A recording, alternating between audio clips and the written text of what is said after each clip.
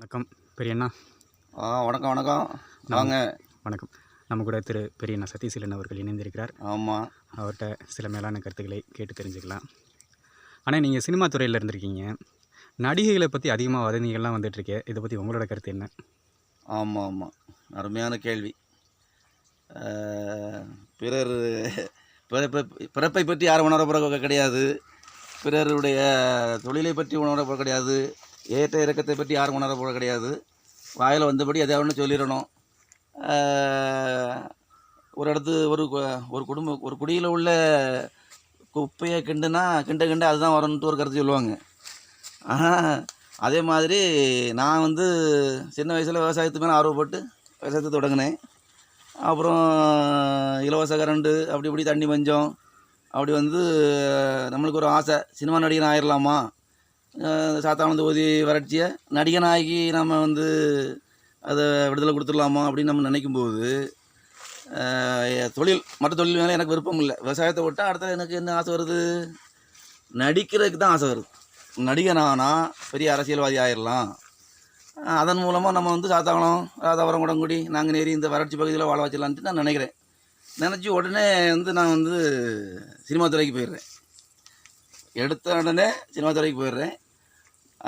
நான் சினிமா துறைக்கு போகும்போது என்னுடைய வயசு 26.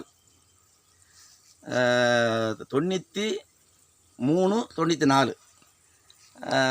இன்ன வரைக்கும் நான் போய் தான் இருக்கிறேன். பெரிய கம்பெனிகளில் நான் நிர்வாகத்தில் இருந்திருக்கேன்.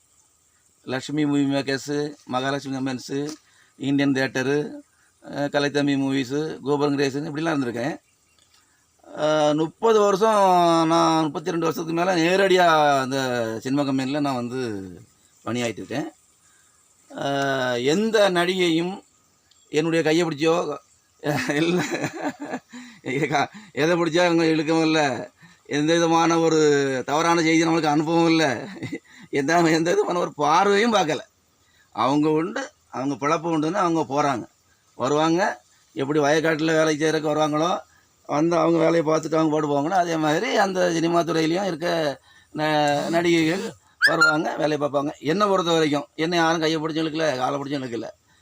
என்ன, யாரையும் குறை சொல்கிறதுக்கு கொஞ்சம் ஒரு அளவுன்னு இருக்குது, ஒரு இதயம் மனித நியாயம்னு ஒன்று இருக்குது. இதனால் நம்ம சில மன உளைச்சலுக்கு ஆளாகிறோம். இவங்களா இப்படியா அப்படின்னு எவரை பற்றியும் சிந்திக்கக்கூடாது. என்னுடைய கருத்து இது.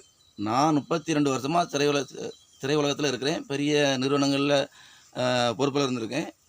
நம்மை எந்த ஒரு நடிகையும் எந்த விதமான தவறான பார்வையும் பார்க்கல, கையை பிடிச்சும் இழுக்கலை, உரசம் இல்லை. அதனால் நடிகைகளை பற்றிய கருத்து இது என்னுடைய கருத்து.